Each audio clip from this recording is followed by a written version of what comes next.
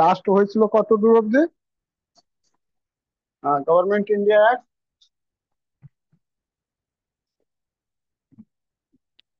Indian polity,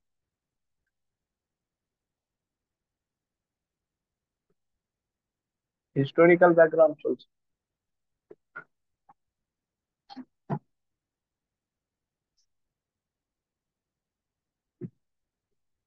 historical background of Indian constitution.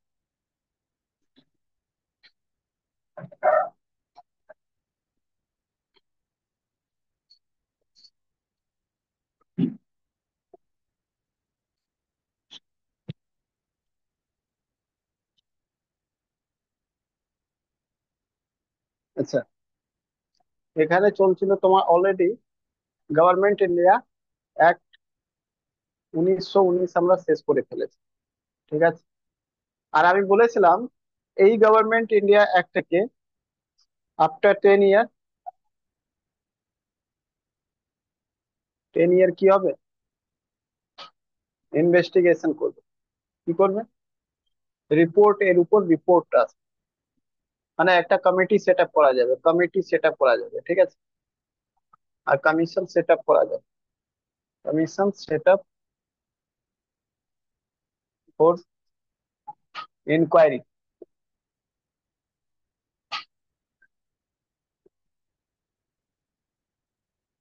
Of action, আর inquiry report, আর যাই বলো, ইনকোয়ারি রিপোর্ট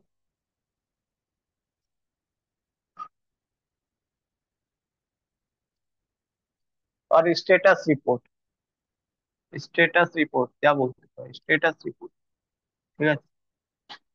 এটা কি করবে? স্টেটাস রিপোর্ট দেওয়ার জন্য বা ইনকোয়ারি করবে কি কমিশন, মানে এরা যা কাজ করেছে, ঠিক আছে। ওহো, এরা যা কাজ করেছে, সরি, দেখতে পাইনি, অনেকে জয়েন করতে চেয়েছি। চল, এবার আর অসুবিধা হবে না। আর এটার জন্য এই কমিশনের নাম কি দেওয়া হলো? সাইমন কমিশন, ঠিক আছে, সাইমন কমিশন। ওকে, সাইমন কমিশনকে কি করা হলো, অ্যাপয়েন্ট করা হলো। 10 বছর পরে এটা বলা হয়েছিল, বাট 10 বছর পর নয়, ঠিক আছে। অ্যাকচুয়ালি 10 বছরের আগে এরা চলে এসেছে, ঠিক আছে।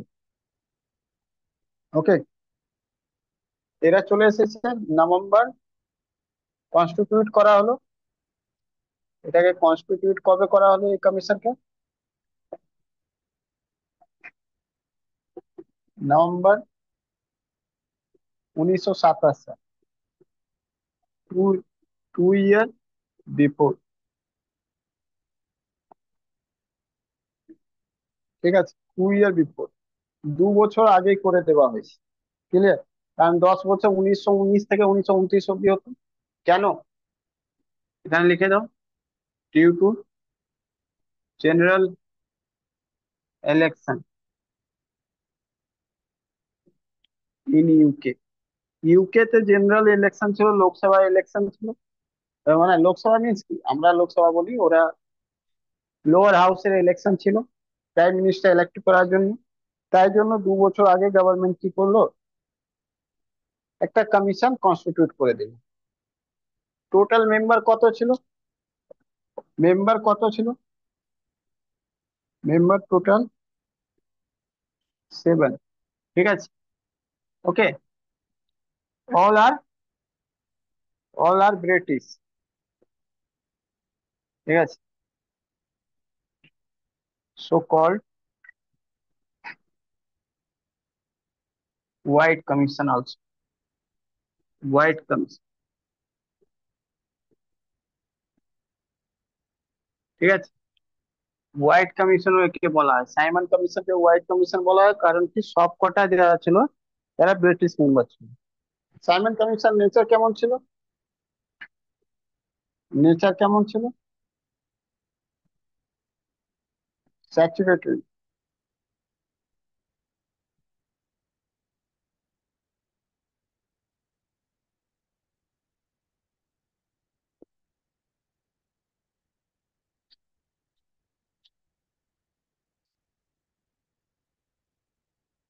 কি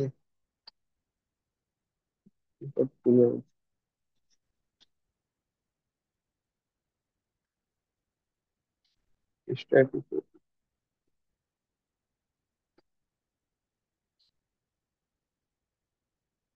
এটার মনে কি?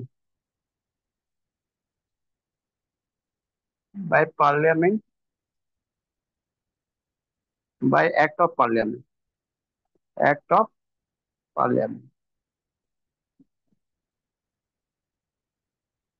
ওকে, পার্লামেন্টে কোনো অ্যাক্ট পাস করে যদি কোনো কমিশন তৈরি করা হয় তো ওটাকে বলা হয় স্ট্যাটিউটরি বডি। ঠিক আছে, তো এটা যে ছিল স্ট্যাটিউটরি বডি ছিল, ঠিক আছে, nature.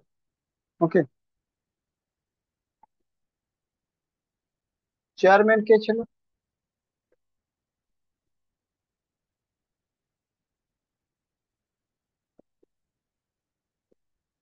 Sir John Simon. Very very important,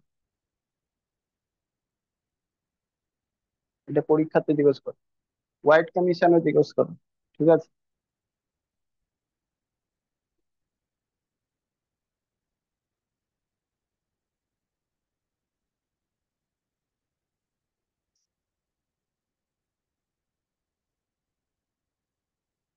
commission arrive in India, ইন্ডিয়াতে কবে পৌঁছলো? তো 1928। ঠিক আছে, 1928। ওকে, তারপরে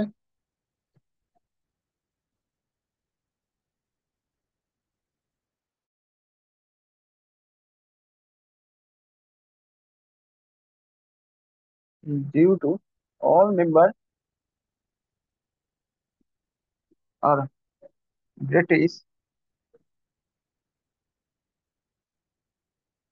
তাই বাইকট করলো, boycotted by all party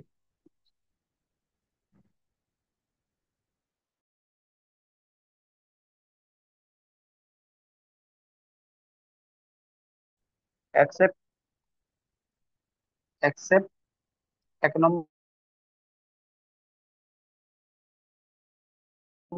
B আর আম্বেদকর, দুই নম্বর ইউনিস্ট পার্টি,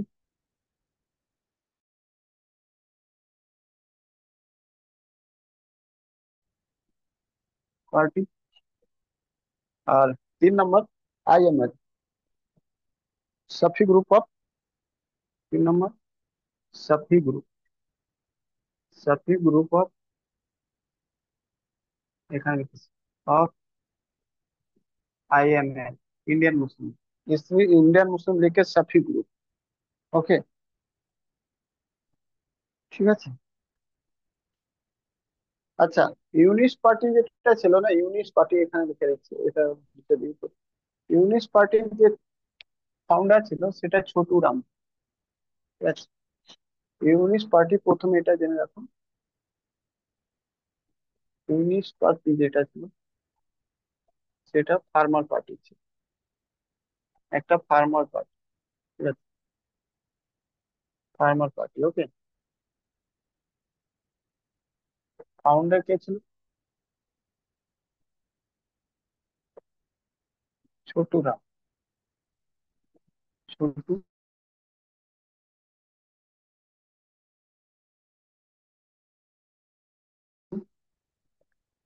রাম।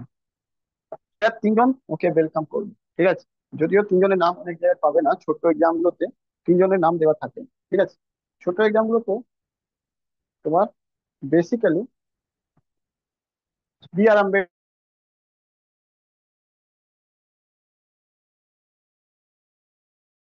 আম্বেদকরকে দেওয়া থাকে নাম। ঠিক আছে, বাকি সবাই অল পার্টি ইন্ডিয়াতে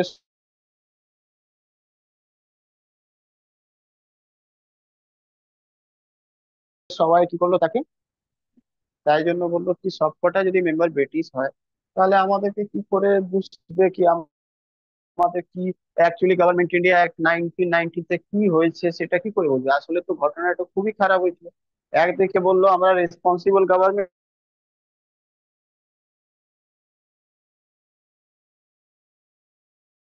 দেবো, উল্টো দিকে হয়েছিল কি সেটা তো তোমরা ভালো করে জানো। রোলেট অ্যাক্ট আনা হয়েছিল, ঠিক আছে। ওই এলো, যখনই এলো এটা অ্যাক্ট, তখনই রোলেট অ্যাক্ট হলো, যাকে আমরা বলি কালো ব্ল্যাক ল। কারণ কি, ওই রোলেট অ্যাক্ট অনুযায়ী 2 বছর যে কাউকে গভর্নমেন্ট জাস্ট মানে একটা সন্দেহ হবে কি সেই মানুষটার জন্য সরকারের উপর কোন রকম প্রবলেম হতে পারে,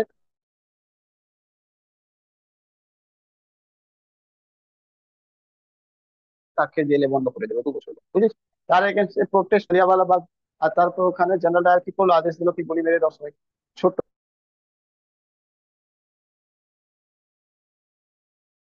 জায়গায় ছিল, বেরোতে পারছিল না, কতজন মানুষ মারা গেছে ওখানে, ঠিক আছে। হান্টার কমিশনকে বসালো, হান্টার কমিশনের রিপোর্ট এলো এমন জেনারেল ডায়ারকে আরো পারমোট করে দিল, ঠিক আছে। ক্লিয়ার কিনা? তাই এই কমিশনে তো, তাছাড়া এই কমিশনের ডিআরকি সিস্টেম ছিল, মানে গভর্নমেন্ট ইন্ডিয়া অ্যাক্টের মধ্যে ওটা বললো কি ডিআরকি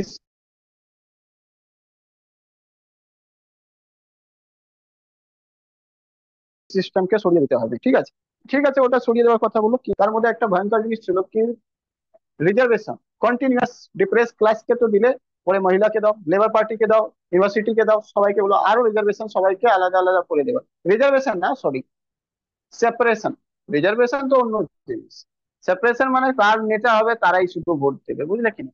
রিজার্ভেশন তো হলো নেতা তার হবে, বাকি সবাই ভোট দেবে। গান্ধী রিজার্ভেশনের পক্ষে ছিল, কিন্তু যে সেপারেট কমিউনাল করা যাচ্ছিল সেটার পক্ষে ছিল না, বুঝলে কিনা। ক্লিয়ার? যাই হোক, দেখো এটা বুঝবো। Hello.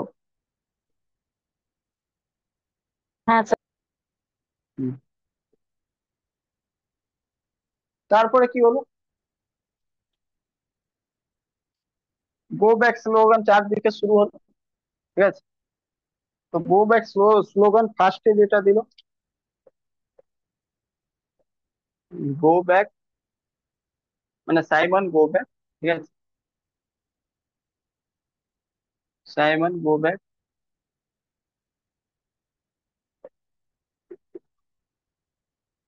Slogan given by Yusuf Meher Ali, Yusuf Meher Ali, ঠিক আছে। এটা পরীক্ষার্থী জিজ্ঞেস, স্লোগান কে দিয়েছে, সাইমন গো ব্যাক, ঠিক আছে। সাইমন গো ব্যাক যেটা স্লোগান দিয়েছিল ডাক্তার, এখানে ডাক্তার, টাইটেল ডাক্তার লাগানো হবে, ডাক্তার ইউসুফ মেহর আলী, ঠিক আছে। এই স্লোগানকে পপুলারাইজ কে করলো, লালা লাজপত রায়। তো লাহোর থেকে প্রোটেস্ট শুরু হলো আন্ডার লিডারশিপ অফ,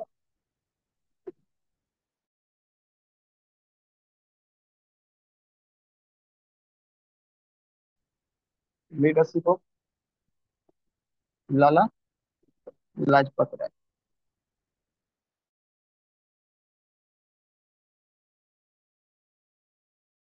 ঠিক আছে। লালা লাজপত রায়, তারপর মাথায় রাখবে লালা লাজপত রায়কে কি বলা হয়, পাঞ্জাব কেসরি, ঠিক আছে।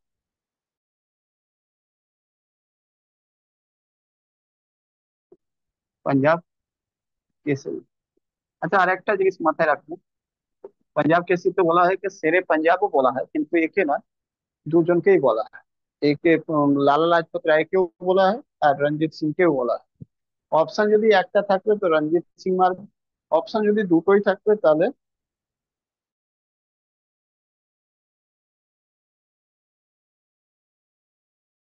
দুটোর মধ্যেও রঞ্জিত সিং মারবে। যদি অপশন বোথ থাকে তাহলে answer। এমনি ডাব্লিউবিসিএস এর পরীক্ষাতে বা অন্য অন্য পরীক্ষাতে, ওয়েস্ট বেঙ্গলের যত পরীক্ষা রয়েছে তার মধ্যে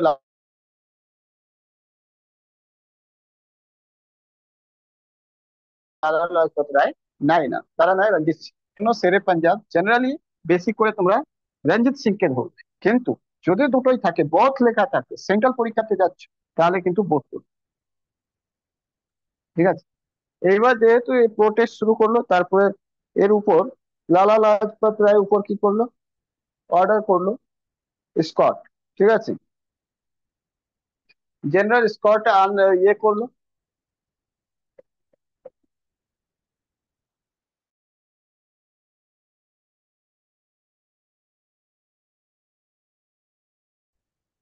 জেনারেল স্কট অর্ডার দিল। হুম, আর অর্ডারের পর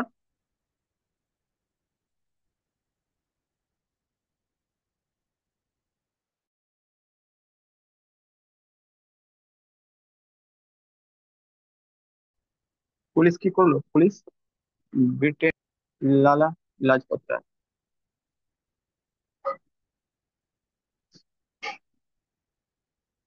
22টি।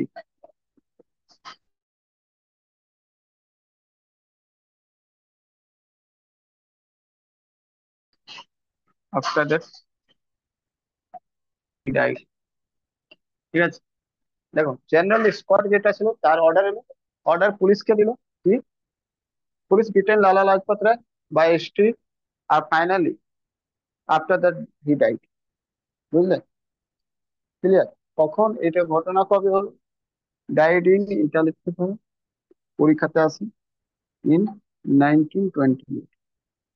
Very very important. লালা লাজপত রায় কবে মারা যায় পুলিশের লাঠি দিয়ে? 1928 সাল।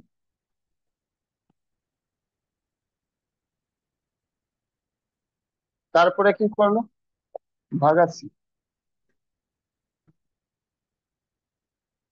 ভাগৎ Singh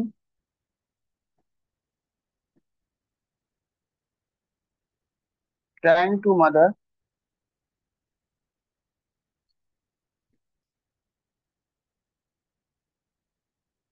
Scott, but unfortunately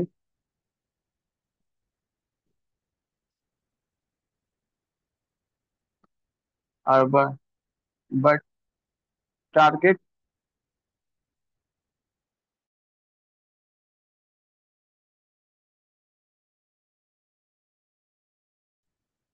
targeted কাকে? আবার টার্গেট সোজা শুটেড কাকে? এর বন্ধু ছিল, স্কটের বন্ধু ছিল কি, সন্ডার্স।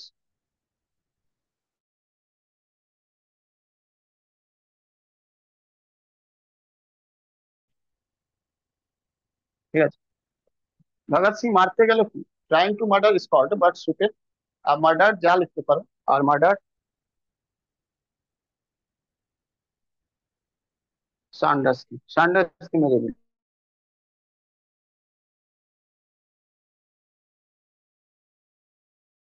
ঠিক আছে,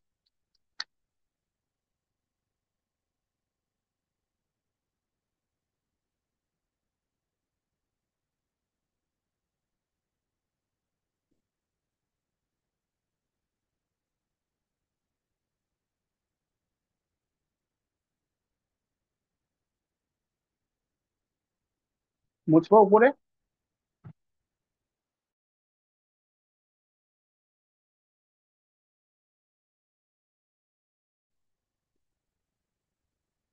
হুম হুম, শুন হ্যালো, চলো শুন।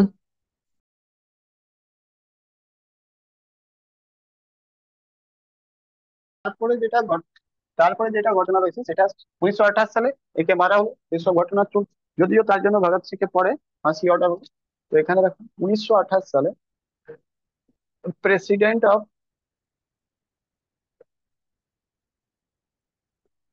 অফ আইএনসি, ইন্ডিয়ান ন্যাশনাল কংগ্রেসের যে প্রেসিডেন্ট ছিল সেটা মতিলাল নেহরু। ওকে, ঠিক।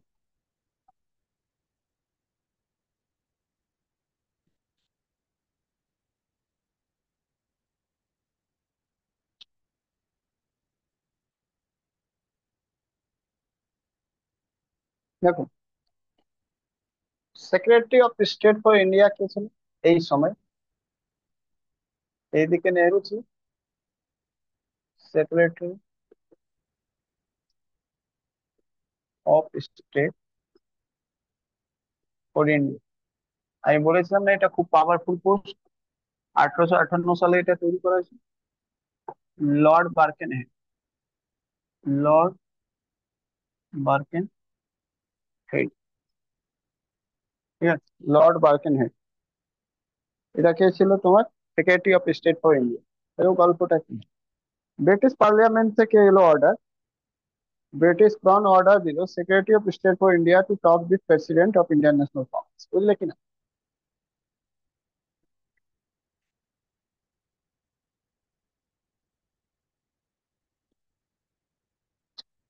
ব্রিটিশ ক্রাউন মানে ব্রিটিশ ক্রাউন মানে British head of state, British crown order to secretary of state of state for India to talk with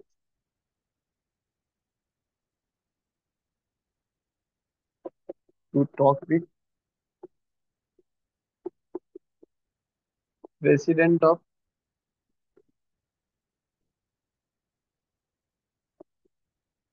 of INC, Motilal Nehru.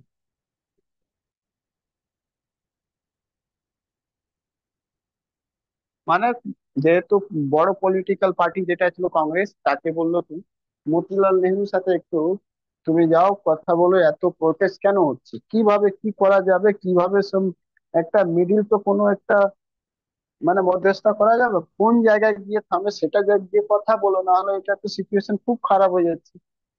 লালা লাজপত রায় মরে গেছে, একটা বড় নেতা, গরম দলের এক্সট্রিম লিডার মারা গেছে, তাহলে তো এখানে খুব বড় চাপ হয়ে গেছে। ঠিক আছে,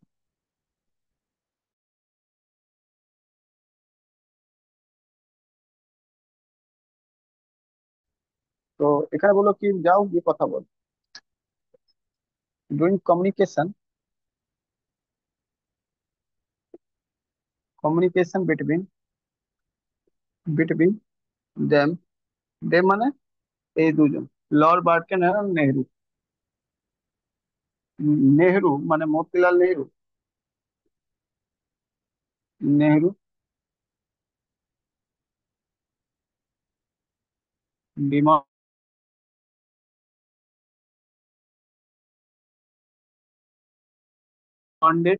আর ডিমান্ড স্বরাজ।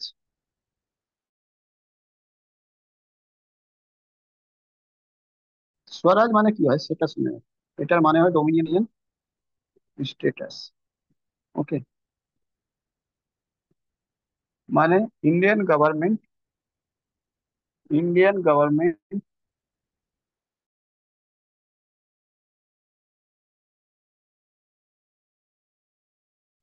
within ব্রিটিশ আর আন্ডার, গভর্নমেন্ট আন্ডার ব্রিটিশ।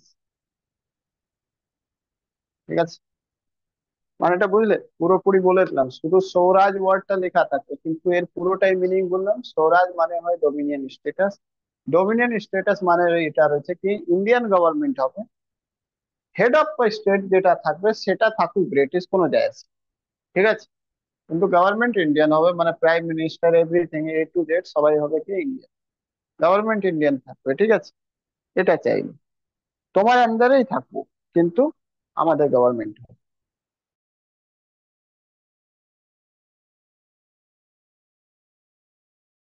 ঠিক আছে, এটা কি নেহরু চাইলো। ওকে, ইন রেসপন্স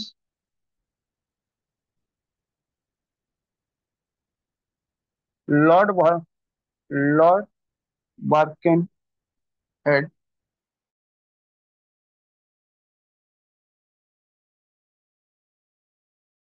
ওই যে Birkenhead ask how to manage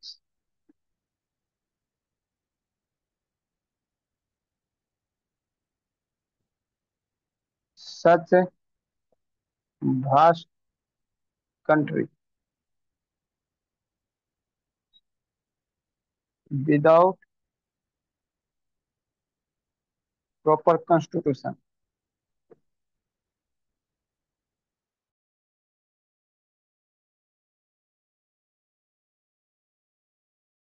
ঠিক আছে, এটা জিজ্ঞেস করে নিন। একদম পুরো একদম এইরকম constitution. Have you any constitution? মানে এটাকে জিজ্ঞেস করা হলো কি তোমাদের কাছে কোনো কনস্টিটিউশন রয়েছে? ঠিক আছে, দ্যাট মিনস সিম্পল, মানেটা এটা হলো ডাইরেক্ট লর্ড বার্কেনহেম কি করলো,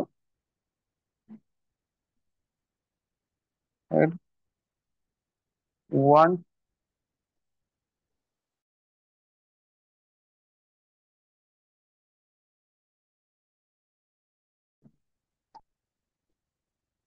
প্রপার কনস্টিটিউশন।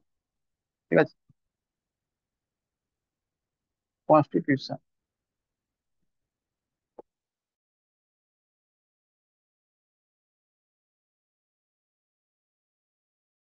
ঠিক আছে, কিসের জন্য? পরের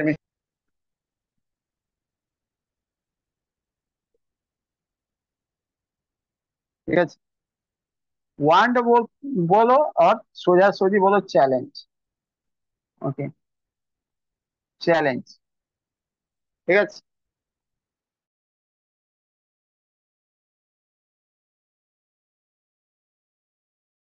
চ্যালেঞ্জ ফর, চ্যালেঞ্জ ফর, এখানে লর্ড বার্কেন চ্যালেঞ্জ করে দিল কি তোমার কাছে ক্ষমতা যদি থাকে সোজাসুজি, শুধু স্বরাজ স্বরাজ তো করলে হবে না, বলো how you manage the such a vast country, এত বড় কান্ট্রিকে কিভাবে ম্যানেজ করবে, তোমার কাছে কোনো কনস্টিটিউশন রয়েছে? নেই।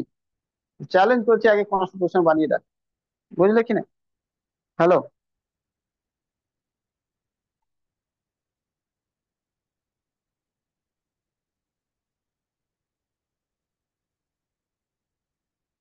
হয়ে গেলে বলবে মুখো, হ্যাঁ।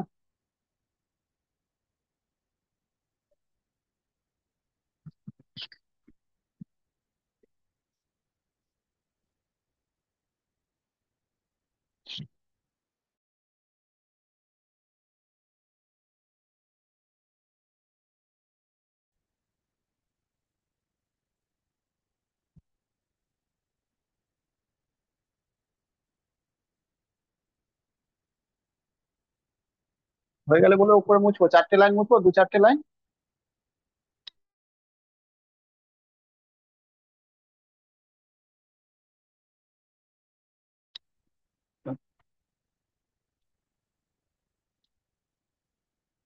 Motilal Nehru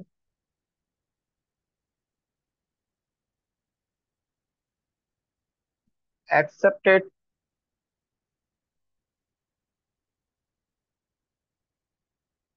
accepted the challenge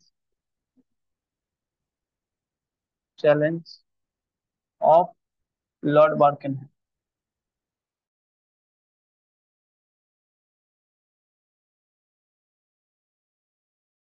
That's respectful. Motilal Nehru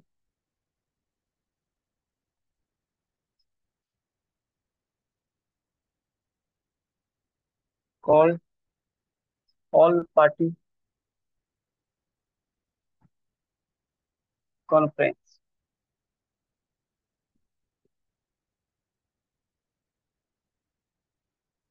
All party conference. May 1928।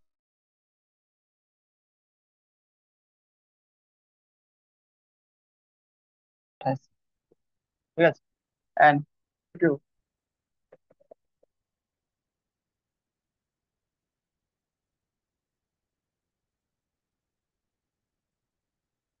11 member, 11 member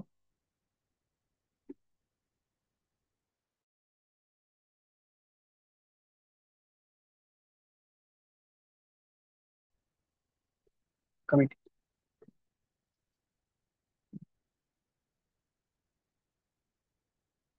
and the chairman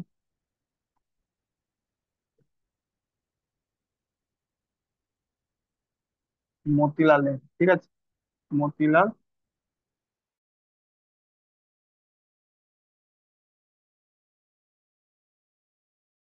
Nehru.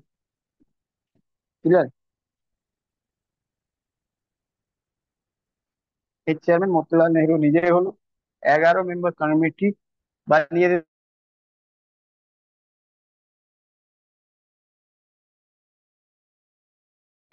ওর কাজ কি হলো, কি একটা রিপোর্ট তৈরি করে আছে। রিপোর্ট রিপোর্ট তৈরি করো কিভাবে কনস্টিটিউশন তৈরি করা যাবে, বুঝলে কি? ওকে।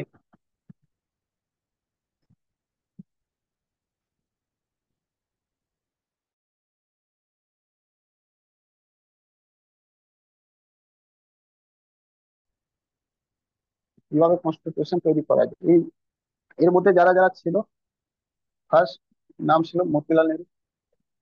মতিলাল নেহরু চেয়ারম্যান। ঠিক আছে, চেয়ারম্যান। সেকেন্ড নাম্বার ছিল এর মধ্যে জওয়াহরলাল নেহরু, তার ছেলে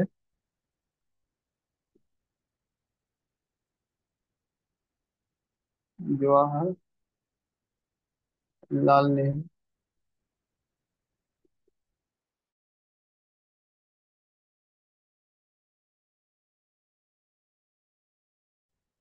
সেক্রেটারি ছিল।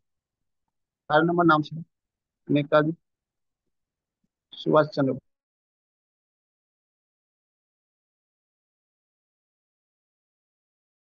বোস। সুভাষ। ঠিক আছে। ওর নাম, আচ্ছা, এই তিনজন যেটা ছিল সে আইএনসি থেকে ছিল, ইন্ডিয়ান ন্যাশনাল কংগ্রেস। ওকে। তারপরে 4 নম্বর ছিল স্যার আলী ইমাম।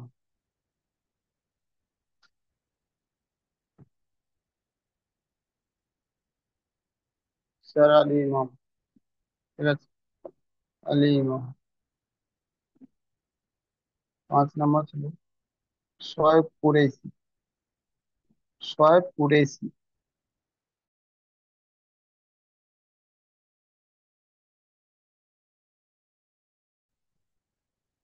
এই দুজন ছিল মুসলিম লীগ। ঠিক আছে। ওকে।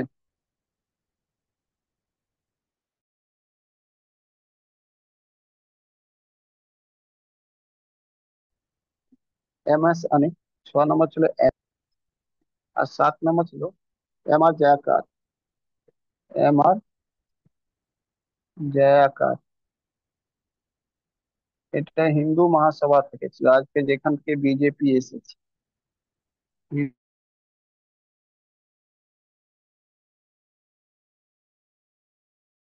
হিন্দু মহাসভা, মাথায় রাখবে, হিন্দু মহাসভা মুভমেন্টকে সাপোর্ট করেছিল। সরি, কে সাপোর্ট করে বলছি, প্রোটেস্ট করেছিল। ব্রিটিশের সাথে ছিল তখন কুইট ইন্ডিয়া মুভমেন্ট। কারা? এই হিন্দু মহাসভা আর সিন্ধিয়া। সিন্ধিয়া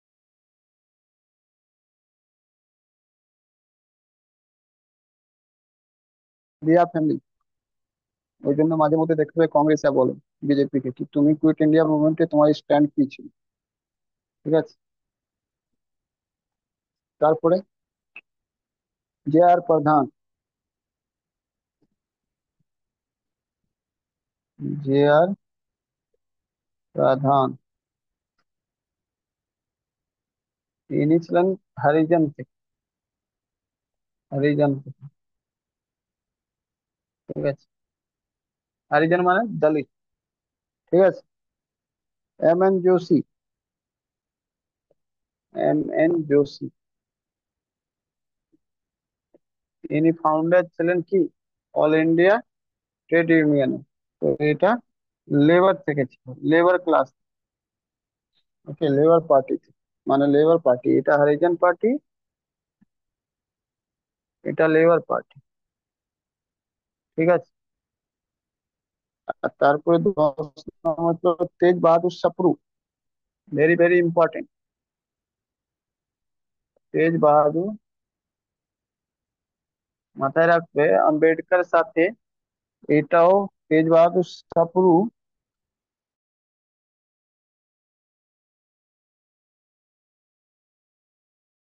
3টে রাউন্ড টেবিলে গিয়েছে। এই লিবারাল পার্টি থেকে ছিল। ওকে, লিবারাল পার্টি। তারপর সর্দার মঙ্গল সিং।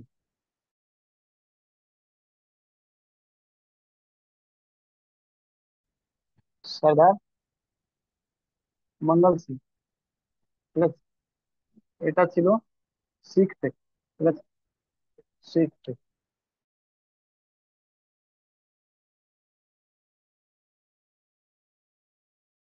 ঠিক আছে, এটা শিখ থেকে বিলং করতো। এখানে লিখে দিই। Next,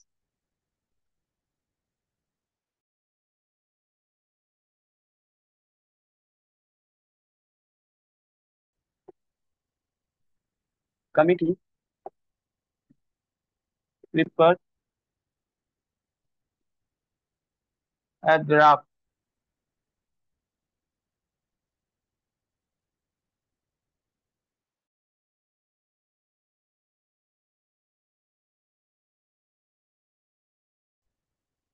known as Nehru report. ঠিক আছে,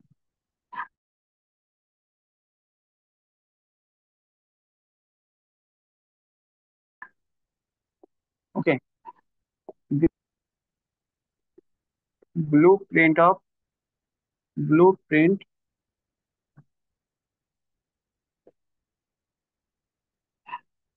for Indian Constitution,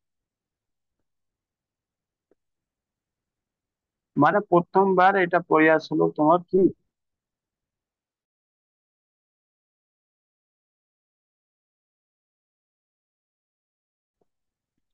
সংবিধান বানানো, এটা ব্লু প্রিন্ট কনস্টিটিউশনে যেটা প্রসেসটা শুরু হলো, আসল প্রসেস। ঠিক আছে, ওকে।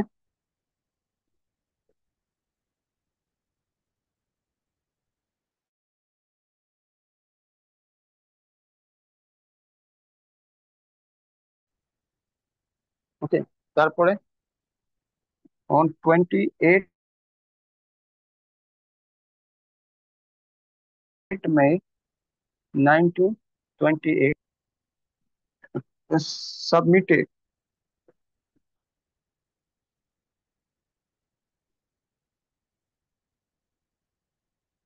in Lucknow conference in all party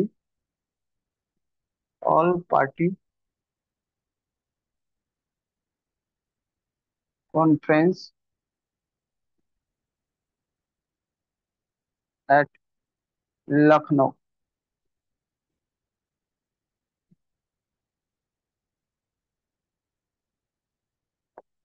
but Jinnah voted against the report.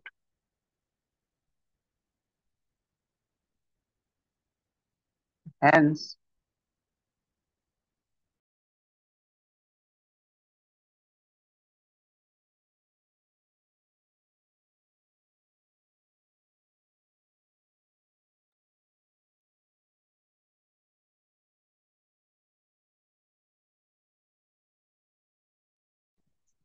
rejected.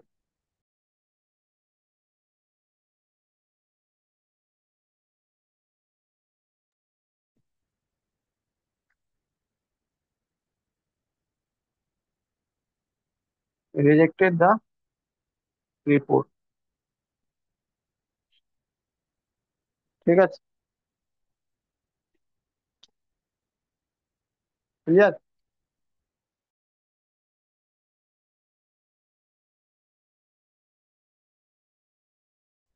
কি বললে?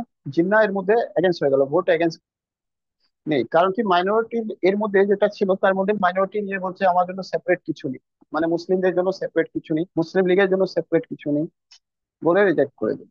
ঠিক আছে, ক্লিয়ার? হ্যালো, দেখো সবাই বুঝতে পেরেছো কি না? এটা blue print of the constitution, very very important. তোমাকে জিজ্ঞেস করবে কি ব্লু প্রিন্ট অফ কনস্টিটিউশন কি ছিল, তোমাকে বলবে বলবে কি নেহেরু রিপোর্ট কি ছিল, বা নেহেরু রিপোর্ট কবে পাবলিশ হয়েছে। 1928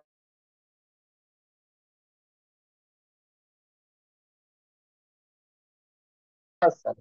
নেহেরু রিপোর্টের মধ্যে চেয়ারম্যান কে ছিল? চারটে নাম দিয়ে দেবে, দু তিনটে নাম দিয়ে দেবে, বলে এর মধ্যে নেহেরু রিপোর্টের মধ্যে, নেহেরু কমিটির মধ্যে, রিপোর্ট কমিটির মধ্যে কারা ছিল না, বুঝলে কিনা? তো নামটাও মনে রাখবে, ব্লু প্রিন্টটাও মনে রাখবে, নেহেরু রিপোর্ট কবে পাবলিশ হলো সালটাও মনে রাখবে।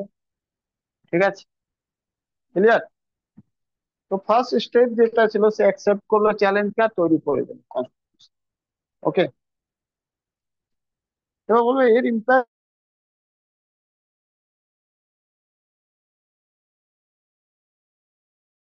আমাদের হিস্টোরি ছিল।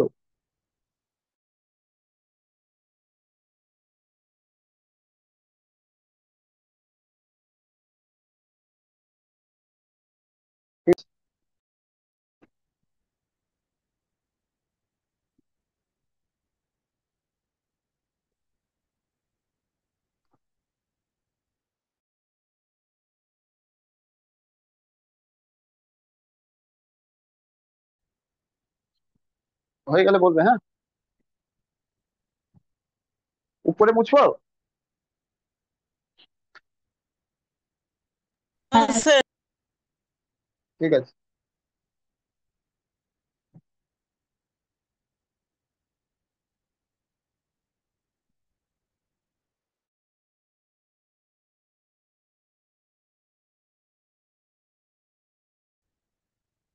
দেখো, এই প্রপোজালের মধ্যে কি ছিল এটা জান খুব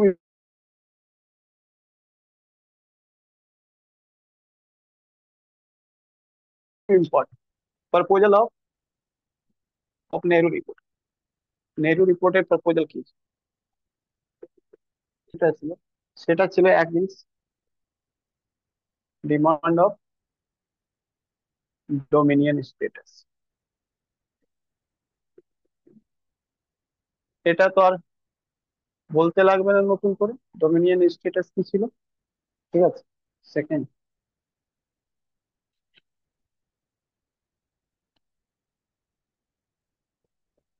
federal government. Federal government federal government মানে বুঝতেই পারছো, নতুন কিছু জানতে হবে কি? ফেডারেল গভর্নমেন্ট মানে সেন্ট্রাল আর স্টেট নিজের মতন করে অটোনমাস,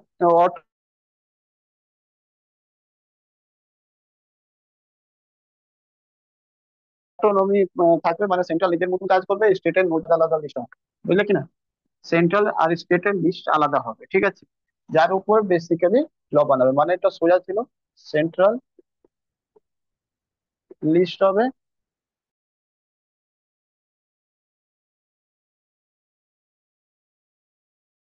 আর স্টেট লিস্ট হবে। বুঝলে কিনা? স্টেট মানে কি, প্রভিন্স লিস্ট হবে। বুঝলে কিনা?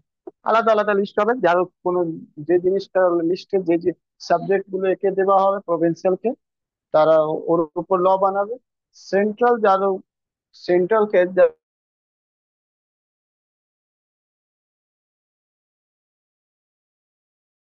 যেটা দেওয়া হবে সাবজেক্ট, তার উপর ল সেন্ট্রাল পাবে। ঠিক আছে, না থাকবে না, মানে কারো কাছে নিয়ে জানো, সেটা হবে কি রেসিডুয়ারি পাওয়ার।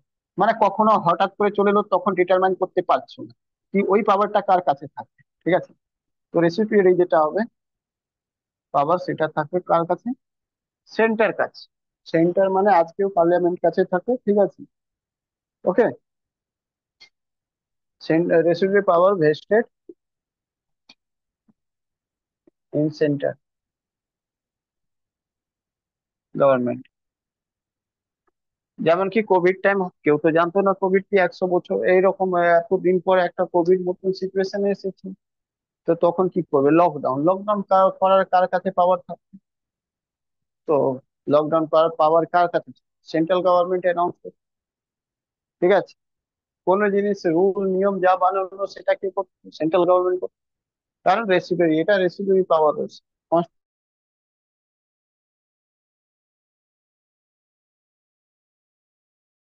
কনস্টিটিউশনে, কোথাও লেখা নেই সেই জন্য। বুঝলে কি? ক্লিয়ার? বললো জয়েন্ট ইলেকট্রাল হবে, জয়েন্ট ইলেকট্রাল। ঠিক আছে, but reservation for, reservation for minority in legislature. ঠিক আছে, লেজিসলেচারতে ইলেকশন মানে গভর্নমেন্ট, মানে গভর্নমেন্টের ল মেকিং বডিতে, যেমন লোকসভা রয়েছে বা বিধানসভা রয়েছে এরকমই, এগুলো জায়গাতে রিজার্ভেশন হবে মাইনরিটিতে, সেপারেট ইলেকটোরাল হবে না। ঠিক আছে, সেপারেট ইলেকটোরাল হবে না। ঠিক আছে, ক্লিয়ার?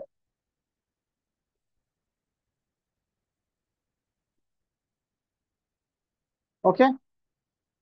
জয়েন্ট ইলেকটোরাল হবে মানে ক্যান্ডিডেট তোমার রিজার্ভ থাকবে, মানে মাইনরিটি থেকে ক্যান্ডিডেট হবে, আর ভোট সবাই দেবে। আগে কি ছিল, মুসলিমের candidate Muslim voter।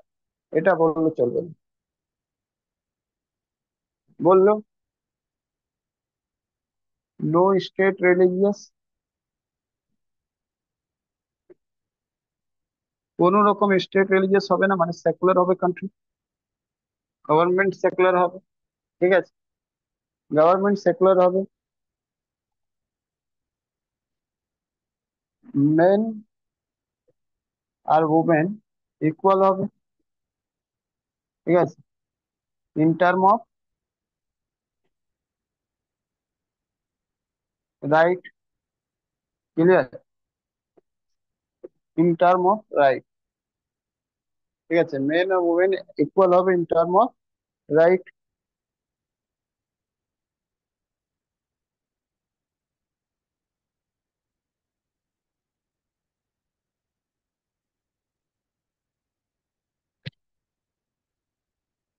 Next,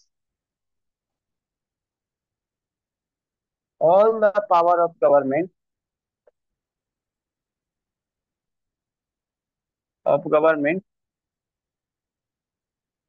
vested, all the power of government মানে কি, গভর্নমেন্ট মিন্স লেজিসলেচার, মানে লেজিসলেচার কে বলা হয় বিধায়িকা। ওকে, executive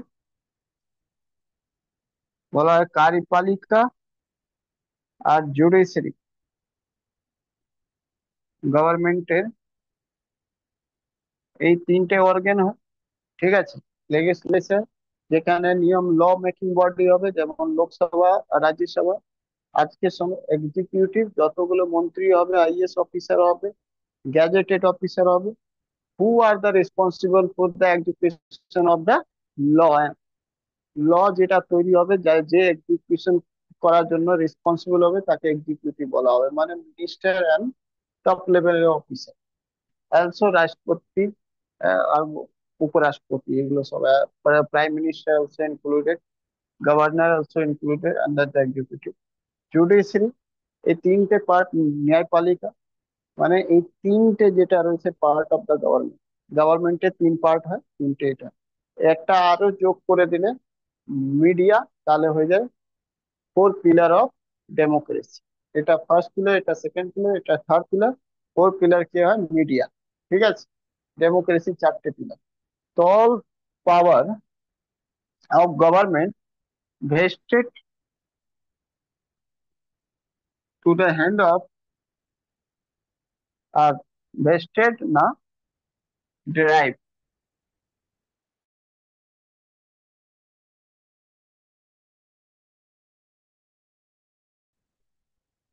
derive from people of country.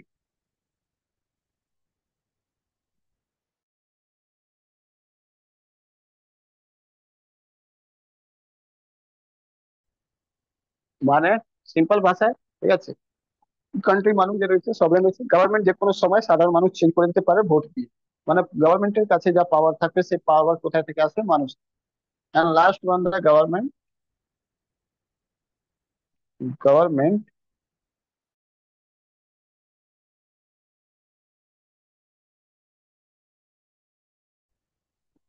Accord to constitutional government. বললো কনস্টিটিউশনাল গভর্নমেন্ট হয়। ঠিক আছে, ক্লিয়ার? আর একটা জিনিস বললো, কনস্টিটিউশনাল গভর্নমেন্ট হবে fundamental right for citizen, fundamental right for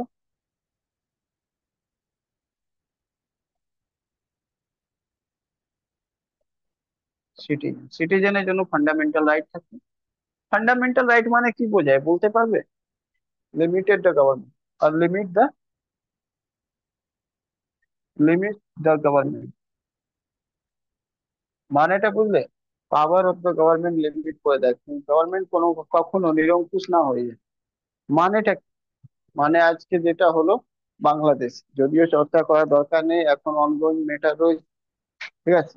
ওখানে সাধারণ মানুষ কিছু ডিমান্ড করছিল, ভেরি ফান্ডামেন্টাল জিনিস, যেটা গভর্নমেন্ট নেগলেক্ট করছে।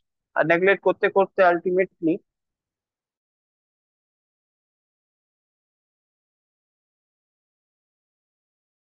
ওইটাই সিচুয়েশন চলে এলো, যে সিচুয়েশনটা এক সময় ইন জেপি আন্দোলনের টাইম, জয়প্রকাশ নারায়ণ আন্দোলনের সময়, ঠিক আছে। আজকে একই সিচুয়েশনে প্রায় রয়েছে, বাট জেপি আন্দোলন আর জেপি আন্দোলন একটা অর্গানাইজ আন্দোলন ছিল, ঠিক আছে। আমাদের ইন্ডিয়াতে একটা ডিসিপ্লিন প্রোটেস্ট হয়, তো আমরা যতই বড় প্রোটেস্ট করেছিলাম, কিন্তু কোনোভাবে আমাদের সরকারি প্রপার্টি বা মেশিনারিকে খারাপ কিছু করি, ঠিক আছে। মানে আমরা জাস্ট জাস্টিস চেয়েছিলাম, বা গভর্নমেন্টকে সবতে বলছেন, যেটা অলরেডি আমরা কোন রকম প্রোটেস্ট করে কিছু করিনি, যেটা supreme court, high court allow করে দিয়েছিল ইলিগাল জিনিস, সেটাকে বলছিলাম কি সরে যেতে। কি যখন হাই কোর্ট জুডিশিয়ারি অ্যালাউ করে দিয়েছে কি ইন্দিরা গান্ধীর ইলেকশন ফ্রড ছিল, ঠিক আছে, তাহলে তারপরেও ও বসেছিল গভর্নমেন্টের উপর, উল্টো প্রাইম মিনিস্টারের পোস্টকে ইনকোয়ারির বাইরে করে দিল, হাইকোর্ট মানে জুডিশিয়ারি ইনকোয়ারি থেকে বাইরে করে দিল, তখনই জেপি জয়প্রকাশ নারায়ণের মানে রাগ হয়েছে। আর তারপরে একটা আন্দোলন বিহার থেকে শুরু হয়ে পুরো দিল্লি পর্যন্ত পৌঁছলো, ঠিক আছে, ক্লিয়ার। কিন্তু আজকের সময় যেটা রয়েছে, সেটা বাংলাদেশ মানুষ, ঠিক আছে, কতটা কি করছে সেটা আলাদা ব্যাপার, কিন্তু একটা কোশ্চেন তো আসবেই, কি বাংলাদেশের মানুষকে আজ পর্যন্ত গভর্নমেন্ট বা ওখানকার অথরিটি যারা এতদিন শাসন করবে, তারা এইটুকু করতে পারলো না কি প্রোটেস্ট করা যায় কিভাবে, আর তার জন্য একটা সিস্টেমেটিক ওয়ে কিভাবে কি করা যায়, পুরোটা আজ অব্দি বুঝতে পারে। যা হলো আফগানিস্তানকে মোটামুটি একই জিনিস পাকিস্তান মানে বাংলাদেশের দিকে যাচ্ছে, এখন অব্দি মিডিয়া রিপোর্ট তো তাই বলছে, বুঝলে। গভর্নমেন্ট খারাপ হতে পারে, গভর্নমেন্টকে প্রোটেস্ট করে গভর্নমেন্টকে সরিয়ে দিতে পারে, কিন্তু তাই বলে হিংসা তো এত করা যাবে না। গভর্নমেন্টকে সরিয়ে তারপরে ওখানে পুরো লুটপাট এসব করা, এটা তো অ্যানার্কিজম না। ইন্ডিয়াতেও তো হলো 1985-তে, কেউ তো সংসদে ঢুকে তারপরে যেমন তেমন ভাবে দুর্ব্যবহার করে। গভর্নমেন্ট চেঞ্জ করা ছিল, গভর্নমেন্ট চেঞ্জ করে দেওয়া আছে, জনতা পার্টি গভর্নমেন্ট এলো, শাসন করলো, আবার ওই by the process of law, within the লর মধ্যে যা রাইট হয়েছে সেটা ইউজ করে আবার ইন্দিরা গান্ধী এলো, আবার শাসন করলো। বুঝতে পারলে কি? চলো যাই হোক। তো মানে এটার মানে এটা হলো কি, কনস্টিটিউশনাল গভর্নমেন্ট, মানুষের হাতে পাওয়ার থাকবে অ্যাকর্ডিং টু, মানুষের হাতে পাওয়ার থাকবে মানে কি? সংবিধান তৈরি কে করবে? মানুষ করবে কিভাবে? মানুষ এলেক্ট করবে somebody, representative, representative, their representative behalf of the people, discussion and debate after that the made a constitution, and government should be follow the constitution, মানে কনস্টিটিউশনাল গভর্নমেন্ট হবে। আফটার দ্যাট ফান্ডামেন্টাল যেটা রয়েছে, fundamental right should be provided by the government to the citizen. That means the government, if the government neglect the fundamental right, দেন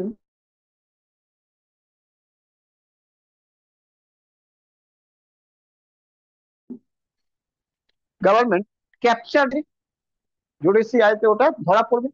আর তারপরে judiciary কি করবে? Limit the executive, punish the executive, বুঝলে কিনা? Executive কে punish করবে যে implement করছো ঠিক করে করছো না। তো আলটিমেটলি ফান্ডামেন্টাল রাইট কি রয়েছে? গভর্নমেন্টের উপর লিমিটেশন লাগে।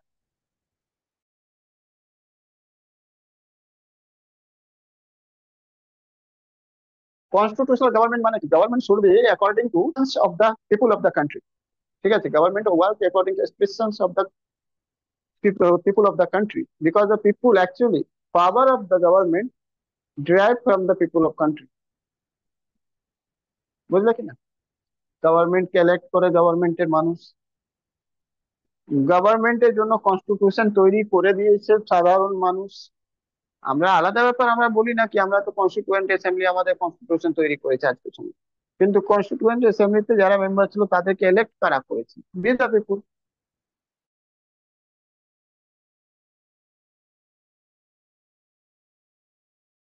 তার মানে আমাদের এক্সপ্রেশন ওখানে রয়েছে কনস্টিটিউশনের মধ্যে। ওর যে আজ কনস্টিটিউশন যে লেগেসি রয়েছে, সেটা কোথায় থেকে আসছে? সাধারণ মানুষ থেকে। বুঝলে কিনা, সেটা তখনকার লিডার এগুলো তখনই এত কিছু ভেবে নিয়েছিল, বুঝতে পারছো? তো আমরা শুধু বলি আলাদা ব্যাপার, কি নেহরু কি করেছে, নেহরু ফ্যামিলি কি করেছে, বা এ কি করেছে। যখন ইন্ডিয়াতে কেউ এতটা ভাবতো না এইসব বিষয় নিয়ে, টেকনিক টেকনিক্যালিটি নিয়ে, এসব যত টেকনিক্যাল সাবজেক্ট রয়েছে, টপিক রয়েছে, এগুলো নিয়ে তারা ডিসকাশন ডিবেট, বুঝলে কিনা, আর করে তারপর ব্রিটিশকে তার ভাবেই জবাব দিত। ঠিক আছে? তাহলে বলবে আজকের সময় কনস্টিটিউশন, আজকের সময়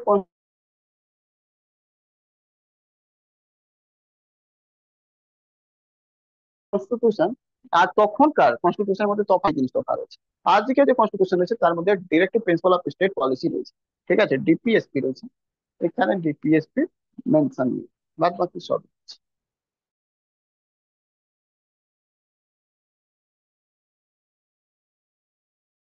বুঝলে কি? ক্লিয়ার? হ্যালো? ক্লিয়ার? বুঝতে পারলে কিনা?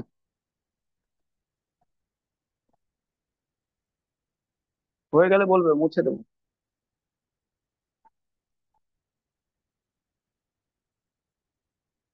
হ্যালো? হ্যাঁ sir.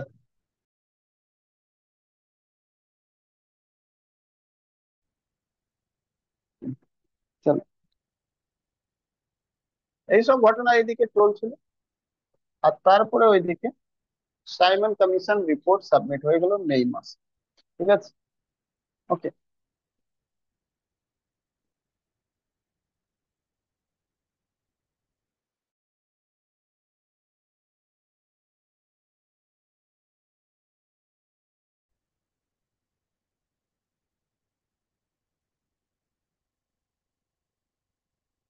Simon commission report submit,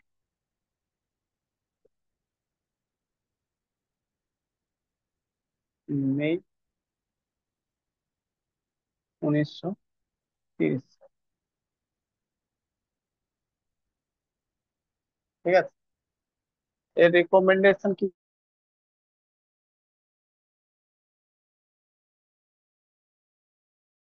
কি ছিল? রিকমেন্ডেশন ফার্স্ট ছিল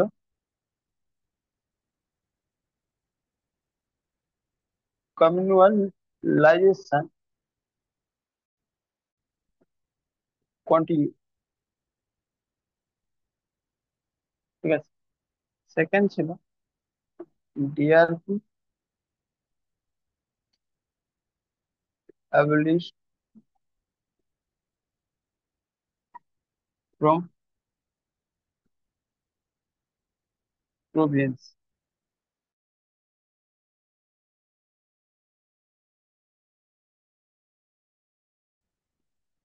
ঠিক আছে? থার্ড ছিল for that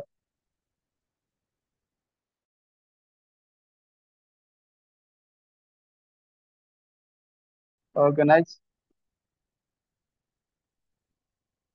3 round table conference. ঠিক আছে? বলে এইসব জন্য 3 round table conference at London.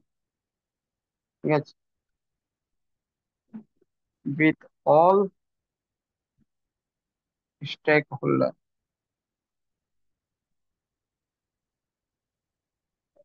All leader.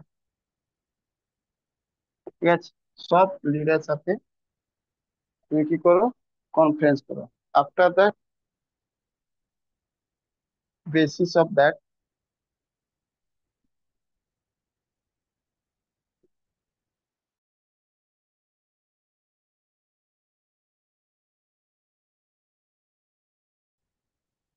Government India 1935,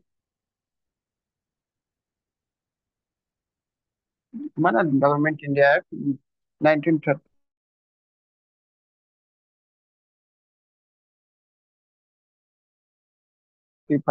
five impose. ঠিক আছে? এ- বুঝলে? এটা পুরোপুরি রিকমেন্ডেশন উনি দিলেন। ঠিক আছে? কি তুমি কন্টিনিউয়াস কমিউনালাইজেশন করো, মানে যা দিয়েছো এখন অব্দি সিট কে আলাদা সিট, মুসলিমকে আলাদা সিট, তাছাড়া অ্যাংলো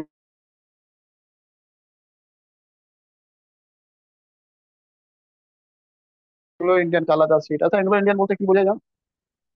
ফাদার সাইড আর মাদার সাইড, না, মাদার যেটা হবে সেটা mother side Anglo Indian.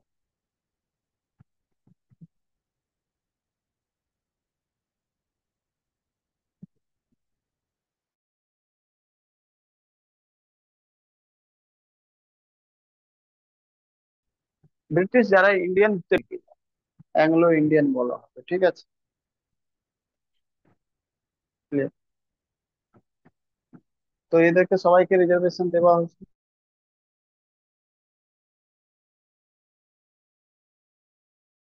Anglo ইন্ডিয়ানটা কিসের? আলাদা আলাদা করে, এবার বললো দিলাম। হ্যাঁ বলো। হ্যালো। অ্যাংলো ইন্ডিয়ানটা কিসের? অ্যাংলো ইন্ডিয়ান যারা ব্রিটিশ রয়েছে তারা ইন্ডিয়ান সাথে বিয়ে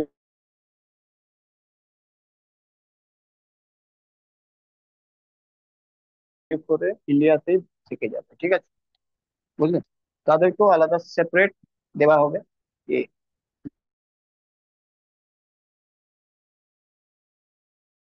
সেপারেট রিজার্ভেশন দেওয়া হবে লেজিসলেচারকে। কারণ কি, মাত্র ইন্ডিয়াতে 300 কিছু 80-র কাছাকাছি উম, মানুষ রয়েছে এংলো ইন্ডিয়ান, সেই জন্য। আর অ্যাডুকুয়েট রিপ্রেজেন্টেশন বলে দরকার মনে পড়লো না, তাই জন্য তাকে সরিয়ে দিল দুটো লোকসভা। আগে দুটো লোকসভাতে পাওয়া অ্যাংলো ইন্ডিয়ানকে নমিনেট করা হতো, বুঝেছ? এখন নমিনেট করা।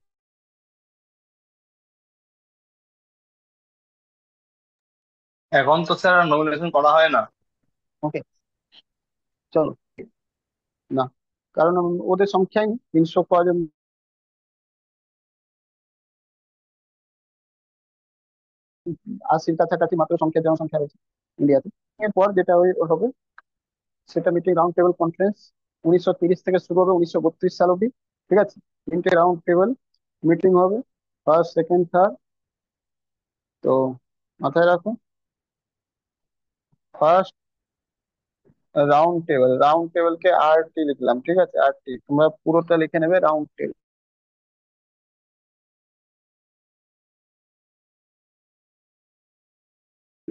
ওকে, এটা রাউন্ড টেবিল, RT হয়েছে। সেটা 12 নভেম্বর শুরু হয়েছিল, ঠিক আছে? কবে শুরু হয়েছিল কোনটা সেটা একটু মনে রাখতে পারো, কারণ তারা একটা। ওকে, 12 নভেম্বর 1930 সাল। সেকেন্ড যেটা হয়েছিল, second RT,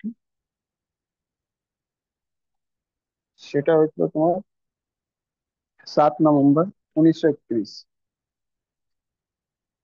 7 November 1931।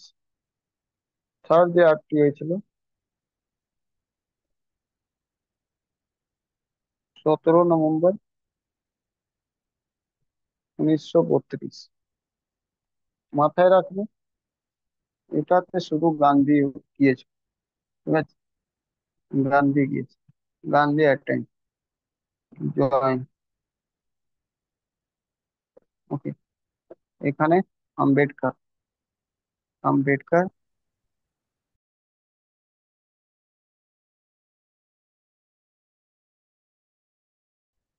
Sapru, Sapru मतलब अम्बेडकर আর सप्रू। এখানেও আম্বেদকর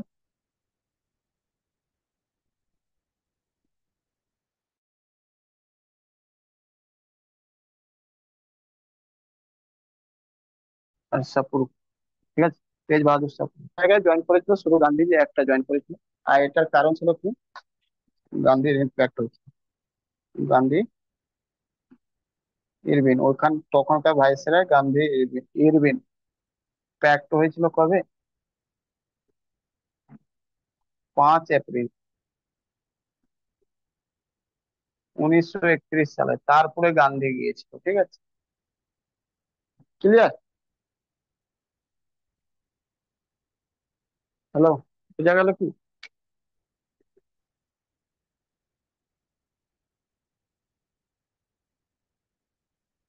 দেখো লিখো।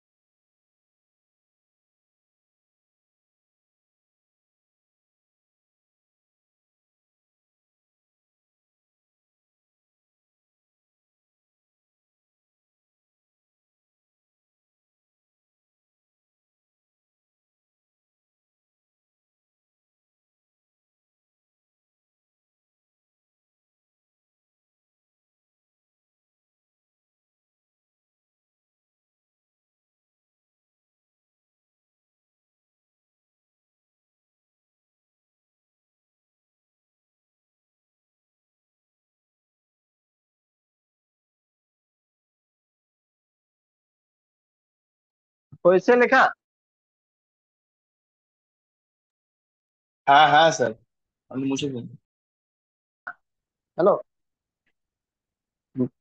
আচ্ছা, তাহলে যেটা, আচ্ছা একটা জিনিস মাথায় রাখো, গান্ধীর সাথে সরোজিনী নাইডু গিয়েছিল, ঠিক আছে? তোমরা যদি লিখতে চাও তো লিখে নাও সরোজিনী নাইডু। ওকে।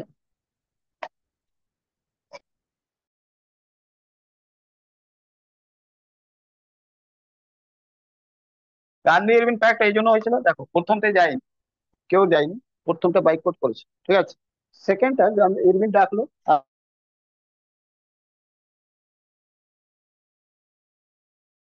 আর ইরভিন গেল কোথায়? নতুন যে রাষ্ট্রপতি ভবন তৈরি করা হয়েছে পারে কি, ফার্স্ট ইন্ডিয়ান কে ছিল যিনি রাষ্ট্রপতি ভবনটা ঢুকেছিল। তো গান্ধী ইরভিনের সাথে যে প্যাক্ট হয়েছিল, সেই প্যাক্ট অনুযায়ী 5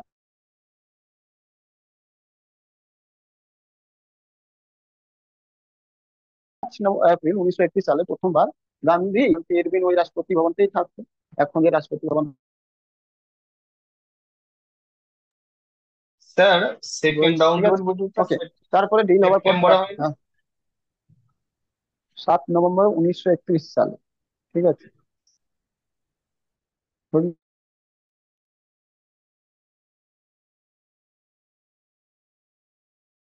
বুঝলে? এখানে যা ডেট হয়েছে সেটা পুরো একদম চেক করা, ঠিক আছে? বইগুলোতে যদি কোনো কোনো বইতে দেওয়া আছে তো মিসপ্রিন্ট রয়েছে বা ভুলে কি আছে, ঠিক আছে? ওকে। তো 12 নভেম্বর, 7 নভেম্বর, 17 নভেম্বর। ওকে। তো সেকেন্ড রাউন্ড টেবিল মিটিং হওয়ার আগে গান্ধী ইভেন্ট প্ল্যান হয় 5 এপ্রিল। আর তোমরা জানো তারপরে 23 এপ্রিলতে ফাঁসি দেওয়া হয় কাকে? বটুকেশ্বর দত্ত, সর্দার বল্লভ,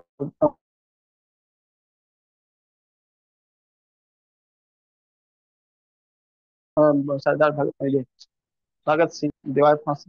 তাই জন্য গান্ধীকে জিজ্ঞেস করে, ক্রিটিসাইজ করে, উনি কি বলে কি, গান্ধী আর ইভেন্ট প্যাক্ট হওয়ার পরও একটা ভগৎ সিং, বটুকেশ্বর দত্ত, এগুলোকে রাজগুরুকে বাঁচাতে পারবে। তখন গান্ধী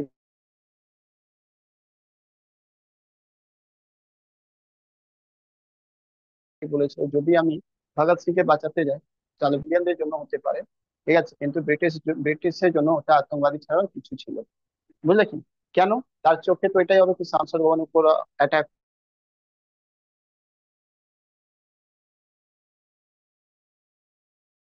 করে, অ্যাসেম্বলির উপর বম ফেলা, একটা পুলিশ, বুঝলে? এটা কখনো তো ভালো একটা মানে গভর্নমেন্ট তো ভালো চোখে নেবে না। গভর্নমেন্টের জন্য তার তো অ্যানার্কিজম না। তাই জন্য যদি গান্ধী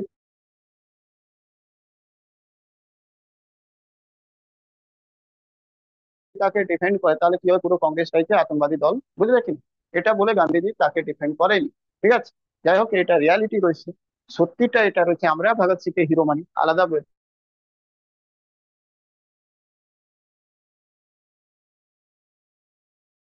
ব্যাপার। আমরা বটুকেশ্বর দত্তকে হিরো মানি, সেটাও আলাদা ব্যাপার, ঠিক আছে? তার জন্য ওটা কখনো হিরো হতে পারে না, ঠিক আছে? বুঝলে? তাই জন্য যদি গান্ধী তখন ডিফেন্ড করতো তাহলে পুরো দলটাকে আতঙ্কবাদী ডিক্লেয়ার করতে পারতো, টেররিস্ট গ্রুপ ডিক্লেয়ার করে দিত। তারপরে ইন্ডিয়ার যে স্বপ্ন রয়েছে, ড্রিম রয়েছে, আজাদির দিকে আস্তে আস্তে এগিয়ে যাচ্ছিল,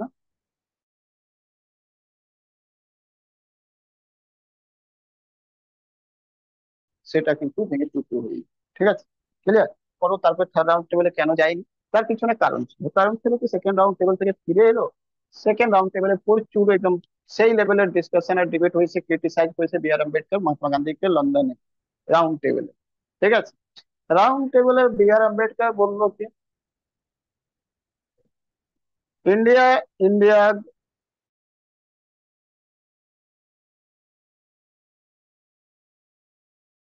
ডোমিনিয়ন স্টেটাস চাইছে, ইন্ডিয়া ইন্ডিপেন্ডেন্স চাইছে কার থেকে, আমরা তার থেকে আগে ব্রাহ্মণবাদ থেকে মনুবাদ থেকে আমরা ডিক্লেয়ার মানে ইন্ডিপেন্ডেন্ট হতে চাই। কারণ আমি মানে দুভাবে আমি ডমিনেট রয়েছি, একটা ফার্স্টে ইন্ডিয়ান যারা হাইয়ার ক্লাস হয়েছে ফরওয়ার্ড ক্লাস তারা আমাদেরকে ডমিনেট করে রেখেছে, সেকেন্ড ব্রিটিশের যা ইম্প্যাক্ট রয়েছে সেটা তো রয়েছে। তাই জন্য ব্রিটিশের সাথে লড়াইয়ের আগে আগে, কারণ কি আমি আজাদ হয়ে যাওয়ার পর আমার ঠিক নেই কি এরা কিছু রাইট দেবে কিনা আমাকে। তাই জন্য আমি আর্নেস্ট রিকোয়েস্ট এখনই করছি যে আমাকে পলিটিক্যাল রাইট দেওয়া হোক এখন। ঠিক আছে, তার কথা শুনে তারপরে ওখানকার যে প্রধানমন্ত্রী ছিল, প্রাইম মিনিস্টার ম্যাকডোনাল্ড, রামাসে ম্যাকডোনাল্ড, ঠিক আছে, আগস্ট 1932 সালে প্রভিশন করে দিল কি এইবারে যতগুলো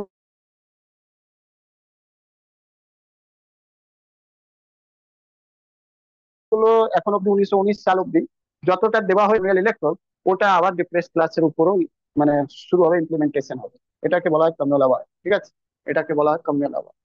ওকে, কমিউনাল আওয়ার্ড, এটা আগস্ট 1932 সালে অ্যানাউন্সড বাই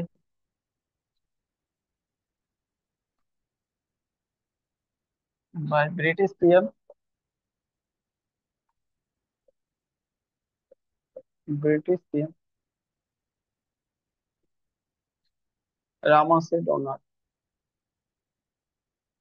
রামাসে ম্যাকডোনাল্ড।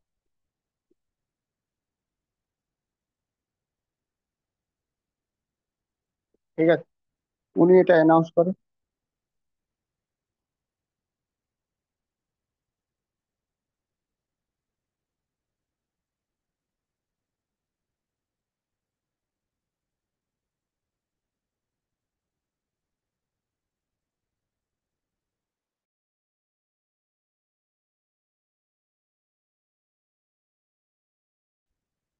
এখানে কি বলা হয়েছে, বললো কমিউনাল অ্যাওয়ার্ড।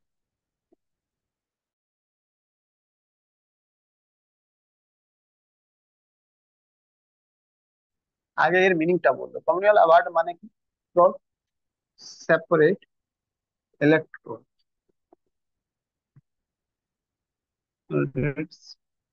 For minority. ঠিক আছে, ওকে, এটা বলো মাইনরিটি মানে যার জনসংখ্যা কম বা যারা মাইনরিটি ক্যাটাগরিতে রয়েছে, মানে যাকে মেজরিটি ক্যাটাগরি ক্যাটাগরি ডমিনেট করে রেখেছে, তার মানেই হলো ইকুয়াল টু কমিউনাল অ্যাওয়ার্ড। বুঝলে কি, তাকে কি দেওয়া হবে, সেপারেট ইলেকট্রোড দেওয়া হবে, মানে আলাদা করে তাকে রিপ্রেজেন্টেশন দেওয়া হবে। মিনস এটার মানে হলো সেপারেট রিপ্রেজেন্টেশন দেওয়া, separate representation not reservation.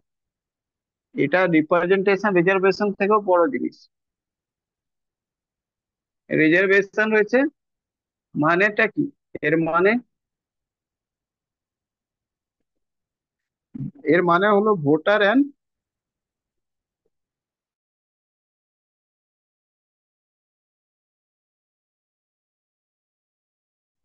Leader both are the from same community, same community। বুঝলে কি না বল, বোঝা গেল পুরো একদম, বইতে এগুলো লেখা থাকবে না, বাট আমি তোমাকে voter and voter and leader are the belong to same community. ঠিক আছে, ফ্রম সেম কমিউনিটি। ওকে, তো এখানে কি হলো, কমিউনাল অ্যাওয়ার্ডকে এক্সটেন্ড করে দেওয়া।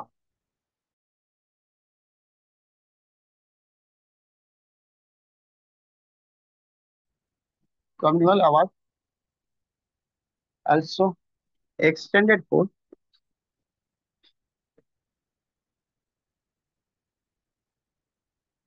और डिप्रेस क्लास, ডিপ্রেসড ক্লাস, ঠিক আছে, জেনারেলি, ঠিক আছে। ওগুলো ডিপ্রেস ক্লাসের জন্য কি করলাম, এক্সটেন্ড করে দিলাম ইলেকট্রন। আর্লিয়ার কার সাথে ছিল, এখানে লিখে নাও।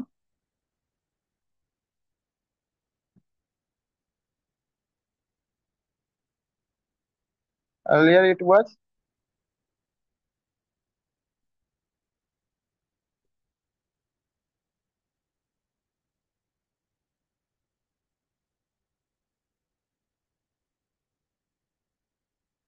ফর মুসলিম, মুসলিমের জন্য ছিল, শিখ জন্য ছিল, ঠিক আছে।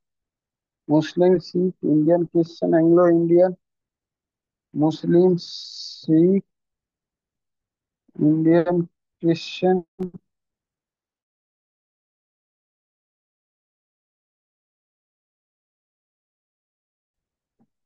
খ্রিস্টান, ইন্ডিয়ান, এগুলো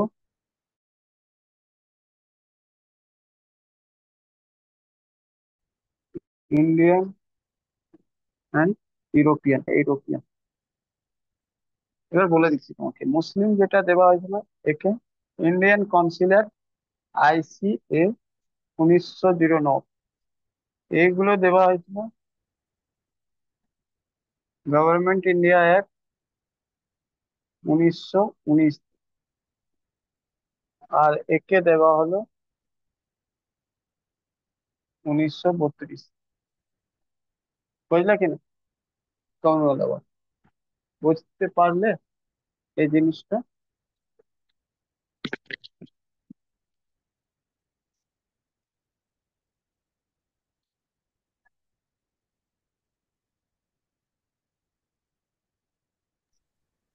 হ্যাঁ। চলো, এই against of that award,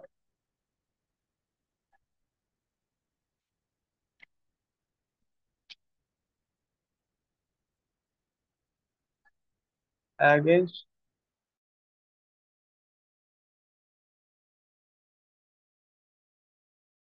Commonwealth award, award for depress class, Gandhiji, Gandhiji start to fast in Arvada jail,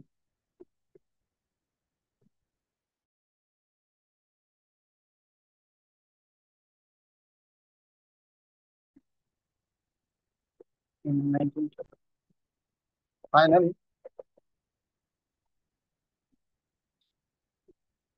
agreement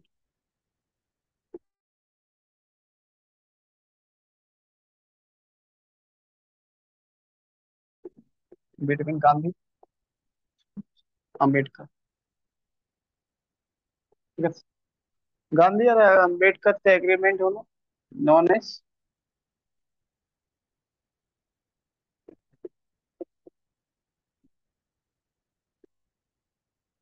Pune pact.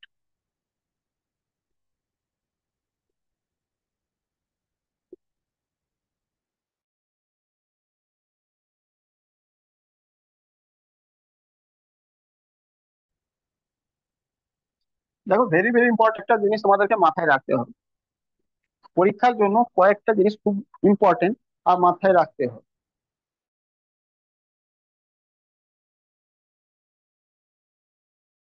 ঠিক আছে। কি কি মাথায় রাখতে হবে সেটা জেনে রাখো। ফার্স্ট মাথায় রাখতে হবে, এটা শর্ট আলাদা করে আমি বলছি। আচ্ছা, পুনা প্যাক্টে যেটা রিপোর্ট ছিল, এটাতে ছিল আগে আর্লিয়ার, আর্লিয়ার 71 সিট রিজার্ভ ছিল, ঠিক আছে, তো রিজার্ভ বলছি। Commonwealth, commonwealth award,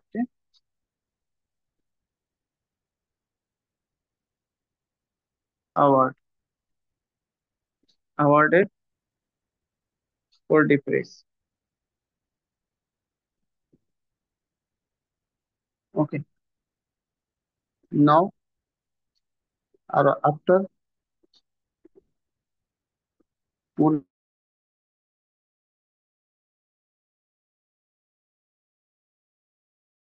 Pact Reserve or depressed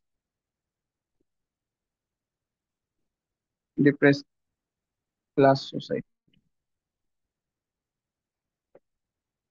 or depressed class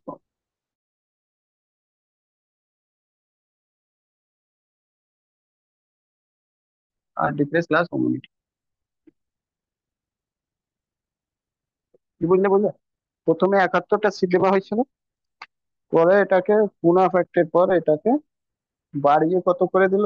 reservation. Reservation মানে লিডার থাকবে এসসি দের, ঠিক আছে, ডিপ্রেস ক্লাসের ভোট সবাই দেবে। এই এগ্রিমেন্টে গান্ধীজি সাইন করেনি। গান্ধীজি নট সাইন, বাট গান্ধীজির বিহাফে মহাদেব দেসাই, আরো কারা কারা ছিল একবার দেখে নেব, ঠিক আছে, তারা সাইন করেছে। সর্দার বল্লভভাই পটেলও হবে তার মধ্যে। কিন্তু তোমাদের যে ঘটনাটা রয়েছে, finally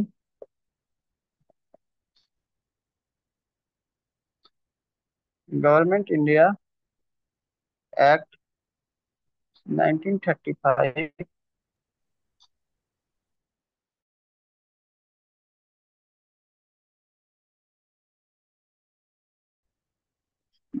can be can be modification of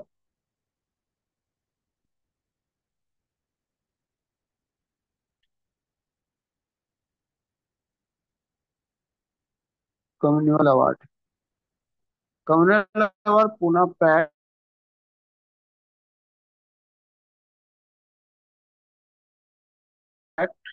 যা হলো ডিসিশন সেটাকে মডিফাই, ঠিক আছে, ক্লিয়ার কিনা বলো, বোঝা গেল পুরো? তোমাদেরকে যে জিনিসটা আমি বলতে চাইছি, তোমাদেরকে আসবে অনেক কিছু গল্প আসবে। ফার্স্ট তোমাকে জিজ্ঞেস করবে সাইমন কমিশন, ঠিক আছে, সব কটা জিনিস একই সময় এসেছে কিন্তু পর পর কোনটা কবে এসেছে।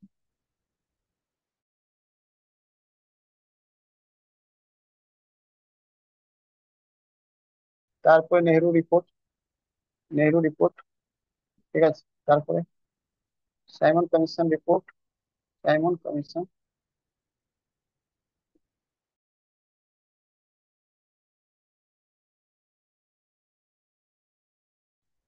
আগে এটা সেট আপ, ঠিক আছে, সেট আপ কমিশন রিপোর্ট, তারপরে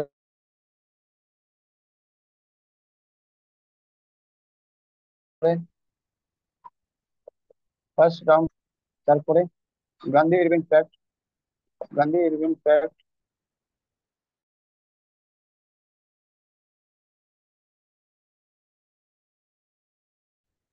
ওকে, তারপরে সেকেন্ড রাউন্ড টেবিল, তারপর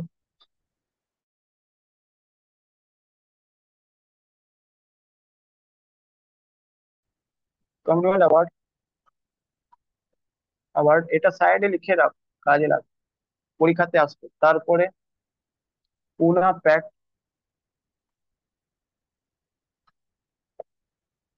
তারপর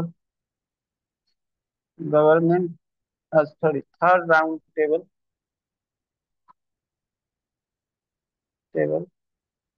ঠিক, উম, না না সরি,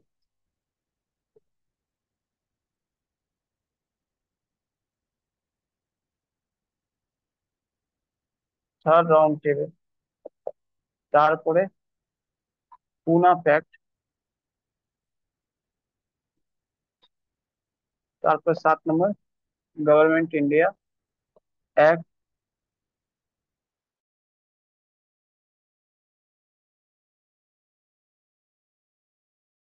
1935। কিচ্ছু জিজ্ঞেস করবে না, শুধু দিয়ে দেবে 4-5টা, কোনো কোনো জায়গা থেকে 4টে দিয়ে দেবে, আর তোমাকে বলবে বলো একের পর একটা কোনটা হবে ঠিক, অ্যাসেন্ডিং অর্ডার, বুঝলে? ক্লিয়ার কিনা? বোঝা গেল? তো এই অর্ডারটা মনে রাখ, আমি সবই পড়িয়েছি আজকে এতগুলো, তো আজকে তুমি এতগুলো তোমরা মনে রাখতে পারো। বুঝলে কিনা? ক্লিয়ার? চলো, আজকে এই অবধি শেষ করলাম। কালকে 90-35 থেকে শুরু করব। কালকে মোটামুটি করে তারপরে, না কালকে তো তোমাদের অন্য কিছু রয়েছে না, কালকে ফিজিক্স রয়েছে, কালকে ফিজিক্স ফিজিক্স, পড়িয়ে নিই। ফিজিক্স, ফিজিক্স কালকে ফিজিক্স। হ্যাঁ, কালকে ফিজিক্স পড়িয়ে আর নোটটা দিয়ে দেবো কালকে। তারপরে তোমরা এগিয়ে আবার পরশু 1-2 দিন ফিজিক্স পড়ে নিয়ে 1-2 দিন ম্যাথ করে তারপর আবার কলেজ। ঠিক আছে?